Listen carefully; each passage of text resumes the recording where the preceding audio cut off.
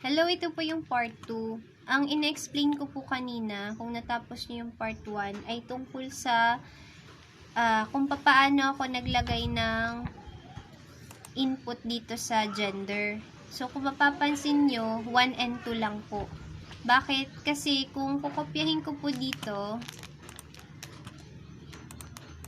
galing dito sa data ko na nasa Excel, tingnan nyo po.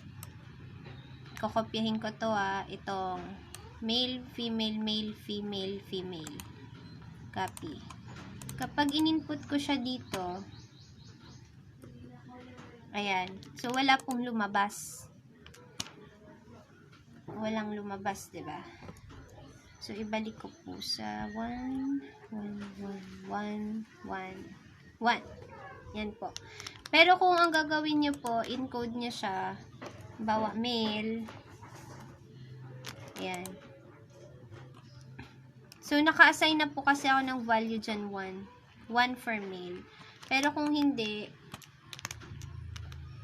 sample dito, tanggalin ko to. Male. So, nawawala po yung word na tinatype nyo. Minsan po, pag kinapin nyo siya dito, tapos nilagay nyo dito, mag-i-exist siya dyan, pero may arrow na papunta sa left. Tapos, pag tinanggal nyo na yung cursor nyo dyan, mawawala ulit siya.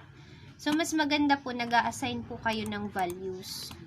So, yung annual income dito, lagay ko lang po ulit kasi masisira yung ginawa ko na kanina. 48,000. 48,000. Ayan.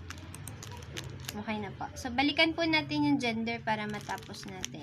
So, makita nyo po sa gender dito, 17 po yung male. So, 1, 2, 3, 4, 5, 6, 7, 8, 9, 10, 11, 12, 13, 14, 15, 16, 17. So, 17 po yung number 1 ko. Tapos po, 13 yung female. Kaya, 1, 2, 3, 4, 5, 6, 7, 8, 9, 10, 11, 12, 13. So, mapapansin nyo po, 13 yung number 2. Okay? Tapos po, pipindutin nyo tong analyze. Itong nandito. Tapos, descriptive statistics, frequencies. Kasi ang goal ko po, ibahagi sa inyo yung kung paano kayo makakakuha ng bar graph tsaka pie chart.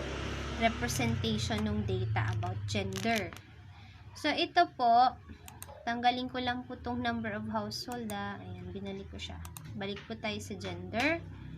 Nalagay ko siya dito.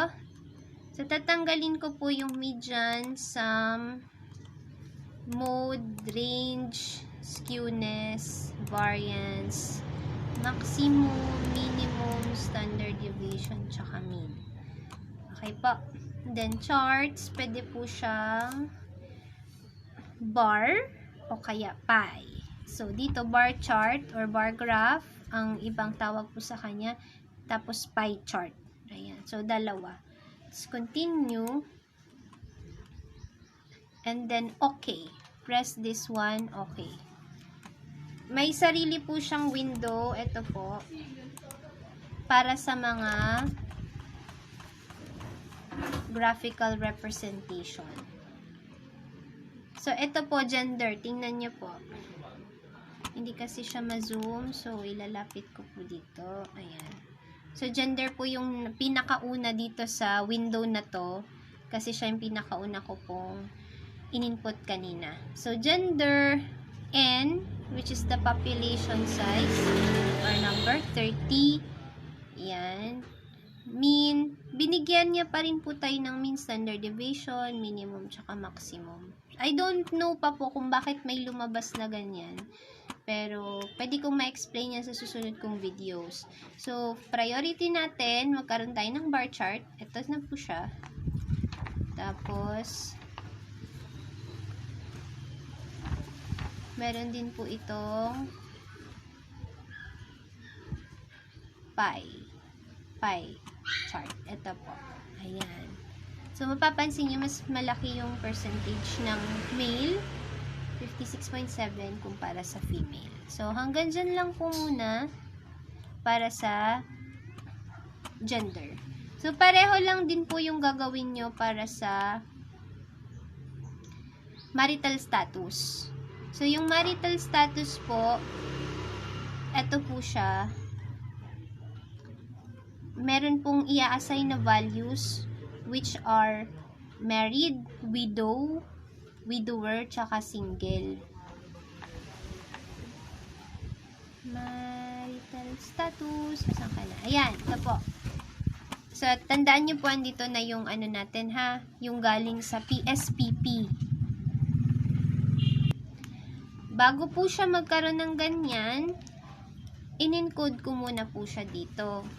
Ayan, in-encode ko po siya sa variable view, tapos sa data view. So, mapapansin nyo po ulit, marital status, numeric, tapos, value labels, ito po siya, 1 married, 2 widower, 3 widow, 4 single. Bakit po ganyan? Kasi po, may sinummarize na nga po ako dun sa Excel spreadsheet na binilang ko na kung ilan yung married, binilang ko na kung ilan yung widower, yung widow, tsaka single. Kasi ang focus ko na dito sa PSPP, makagawa ng graphical representation. Then, press OK pag sapat na po yung values nyo. Yan. Tapos, don't forget na ang measure ng marital status nominal po siya, kapareho ni gender. Tapos, ang role niya, input din po siya. Sabihin, independent variable po siya. So, okay na po. Ayun. Punta tayo sa data view. Ito si marital status. Tingnan nyo po, yung inassign kong values, di ba 1 is married.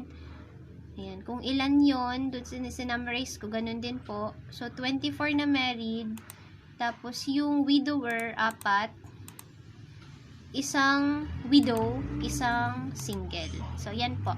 And then, balik kayo sa analyze, descriptive statistics, frequencies, tanggalin po natin tong mga nandyan na statistics.